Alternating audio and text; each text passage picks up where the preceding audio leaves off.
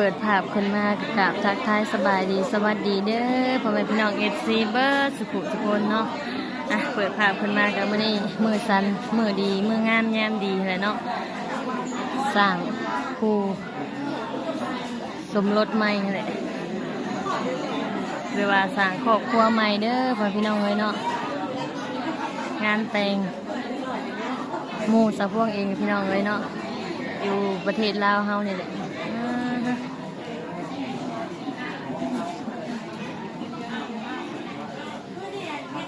สร้างครอบครัวใหม่แขกคนกามาหลายพี่น้องเลยเนาะมาหัวมินดีตอนนี้ก็ถ่าอันมอสูตรถ่ามอสูตรก่อน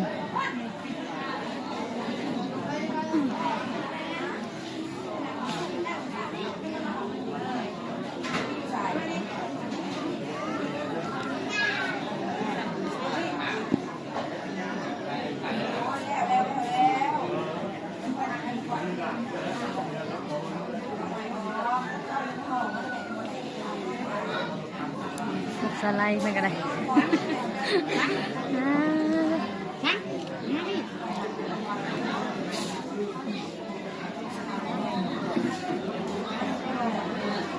เจ้าบ่าวเจ้าสาวมาครบหน้าครบตาบ้านี้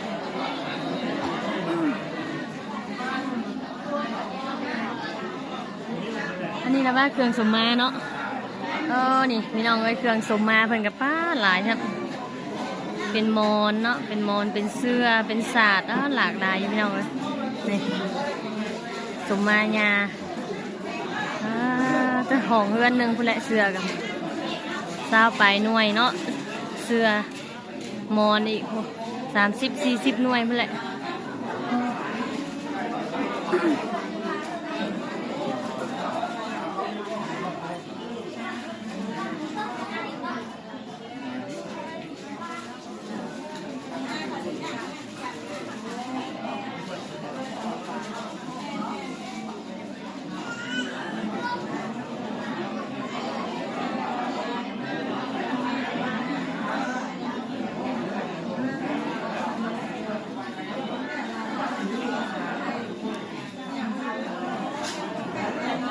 บรรยากาศอยู่ในงานเนาะกับพี่น้องก็สิประมาณนี้แหละนี่ทางเคยเฮมา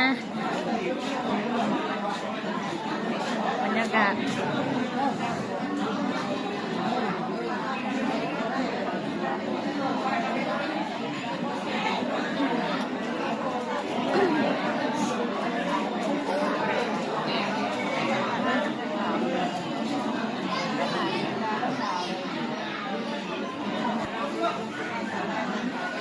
ทางสไลด์เพื่อนกันเลยเนาะเข้าไปถ่ายรูปกับน้ำเจ้าบ่าวเจ้าสาว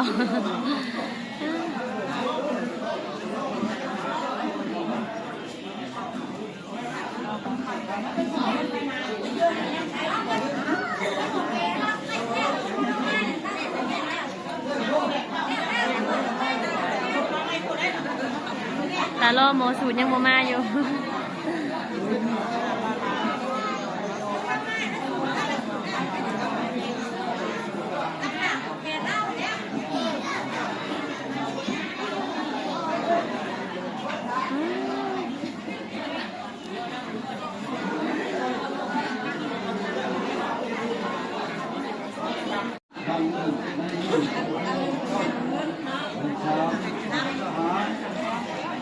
ตอนนี้กำลังอ่านบทบันทึกอยู่พี่น้องเลยแม่ไม่ยินก็คนยังอ่านอยู่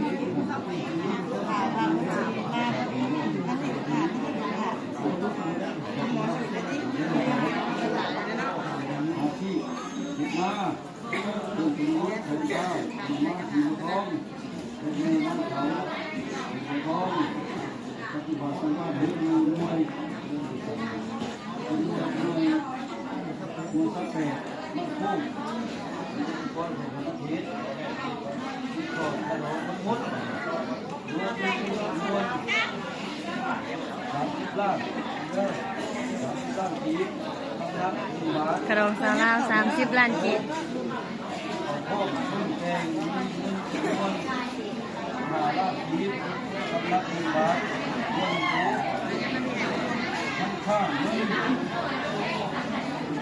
เฮ้ยสาวน้อย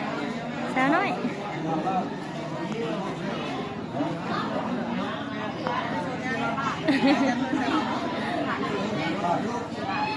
นังเซิร์สบายดีเลยสบายดีเด้อสาวน้อยนี่มากับแม่เพิ่น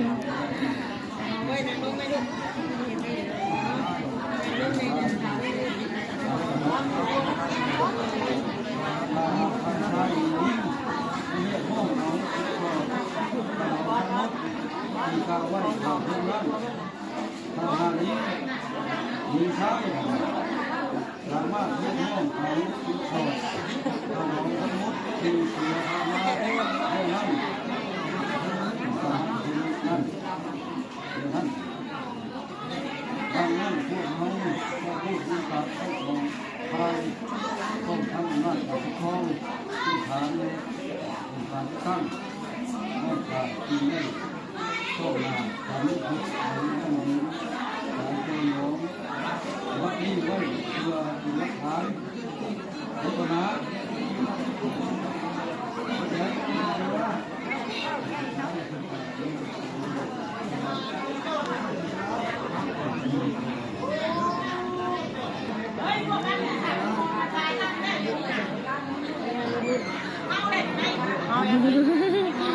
มาแล้วอยู่ในเหรอ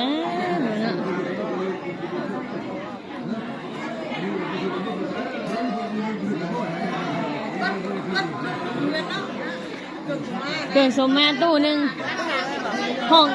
องเพื่อนหนึ่งห้องเพื่อนหนึ่ง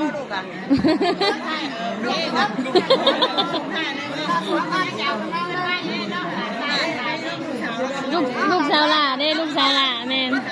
ลูกสาวแต่ว่าเราไม่หลานชายมีแต่หลานชายลูกสาวล่ะทุ่มเทบัด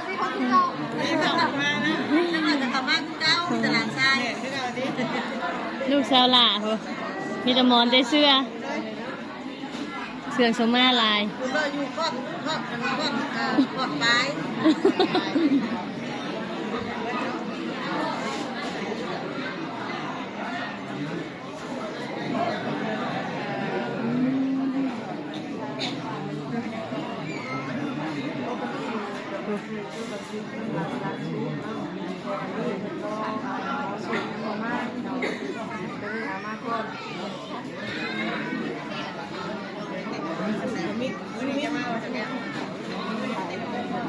เล่นดู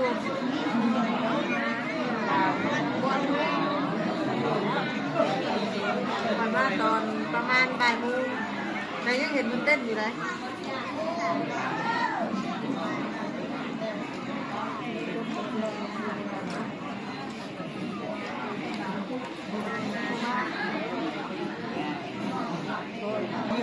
จดใบน้ำตาลบ่ใบน้ำตาลเนาะเลยว่าใบสมรสทั้งเจ้าบ่าวเจ้าสาวกับจดบันทึกยังแม่นยังโมโหยังโมโหเลย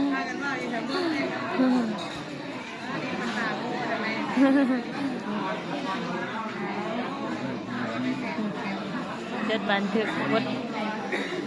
บันทึกใบน้ำตาลเนาะผู้เมียสั่งครอบครัวใหม่พี่น้องเลย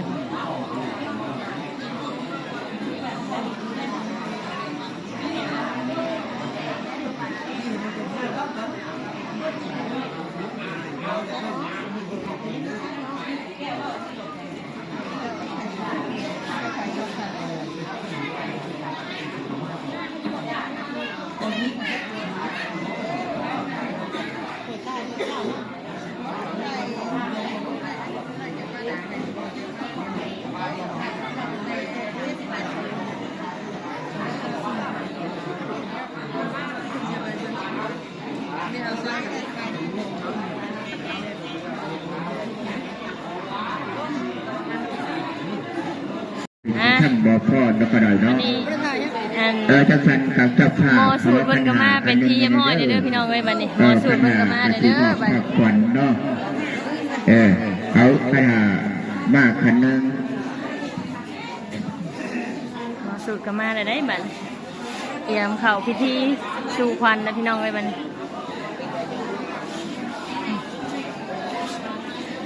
นี่ไฟ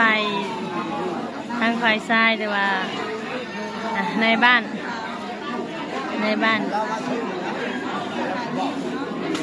กำลังมอบ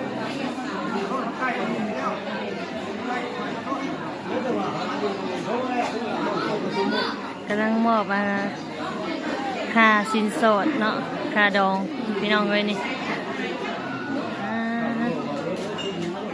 เงินสินสอดสาวลาว30 ล้านคำ2 บาทนะพี่น้องเลย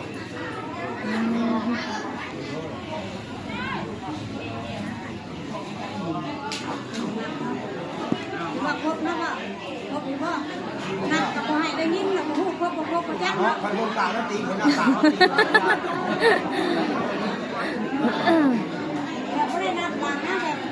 แบบกระซิบเอาเนี่ยแบบกระซิบเอา กระซิบเอาในใจพ่อบอก แต่ว่าเดือนกระเชื่อไม่หันก็เพราะกระเชื่อไม่หัน เร็วงานจังมาใหม่บ่ ถึงรูปใหม่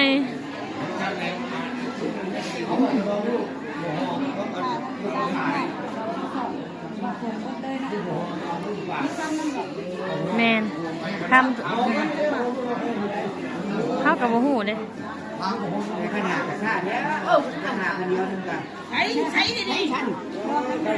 ้า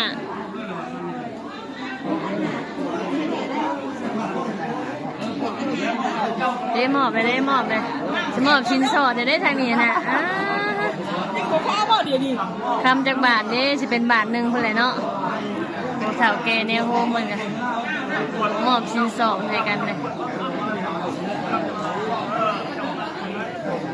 แกบุญยุจะว่าเป็นของปลอมมาจัก พอดีกับหัวเจ้าลาไม่ได้ก็ได้เด้อมาใจเทียนให้อาจจะว่าจะสาวในสักวันก็นี่แหละคนที่เองบอกเจ้าภายในบ้านก็แก้คำอยู่จะลามนักก็ได้เนาะลามชีวิไหวเนาะแต่ที่ได้มาใจบาทหนึ่งเนาะเทียนในสักวันให้ลูกให้เต้าเนาะบาทหนึ่งก็ไปกับพระเอกเนาะว่าพรจะชิได้บอกสักวันอาจจะเป็นบาทหนึ่งจะเบาปินหนาวไว้ทั้งนี้เด้อจะบอกจะสาวจังสันวันนี้แม่เมืองงามยามดีมีเข่ามีแก่พ่อแม่และลูกตามาปลูกพังตังแตงให้เป็นครูหัวผัวเมียจังแต่นี้ก็ไปให้เจ้าเป็นครูกันเพื่อเดินนกทัวเป็นผัวเมียกันก็ดังนกเอียงให้เจ้าเทียมมันก็ดังเสาเสมนให้เจ้าเป็นผัวแก้วเมียทิพย์อย่าได้เป็นพ่อเพศเมียม่านให้เจ้าว่าผันกันดังเชื่อเฮือมาเผื่อกันเสมอดังเสือกซ่าบ่อยห่างจักย่ามใช่ยันตุพวังใช่ยามังคลังให้ขึ้นเกินกว่านี้ด้วยเถิดสาธุ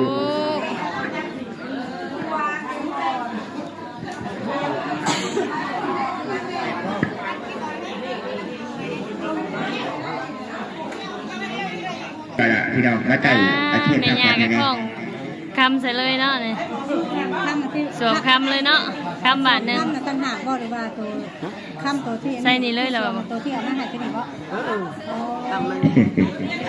ก็จะบอกหมดซื้อเลยก็ลามเนาะลามชี้วิไหวกันวันนึงกับหมดซื้อ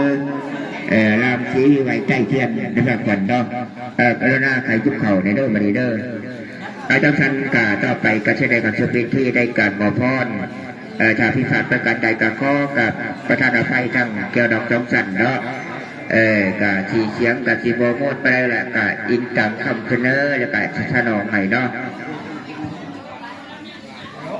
อะระหะโตสัมมาสัมพุทธัสสะนะโมตัสสะ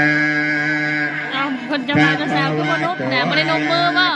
สัมมาสัมพุทธัสสะนะโมตัสสะภะคะวะโตอะระหะโตสัมมาสัมพุทธัสสะสัพเพกะเมจา ละมากค่อยเบิ่งหน้าเพิ่นชาเจ้าขุนกวางสุภายให้เจ้ามาเฉวยน้อยผ้าขวัญเต็มไม่ให้ได้ต้อนไทยเผื่อเจ้าทั้งสองตามทั้งน้องปู่ห้านกล่าวไว้หมอบอกให้ว่าเมื่อนี้วันดีขออยากเชิญสองสียังหงอนชนเชื่อให้ก็ได้สืบเชื่อพ่อแม่แค่เพื่อนเชิงปีเดือนพุ่นไม่ห่วงหำวันจิตเป็ดคำให้จะอยู่จำศีลวัน14-15คำไม่ยิ่งดีจักบาทอย่าได้ขาดท่านกินเตโซไซยาควันคิ้วก็ให้เจ้ามาโยคิ้วลีลาควันตาก็ให้มาโยตาเงียบขวัญแก้มและขวัญข้างขวัญเอวบางขวัญโน้มทำฟอมให้เจ้ามานังอ้อมอ้อมอยู่ภาคขวัญว่ามายืนขอเดยเมื่อนี้เม่นเมื่อดีวันนี้เป็นวัน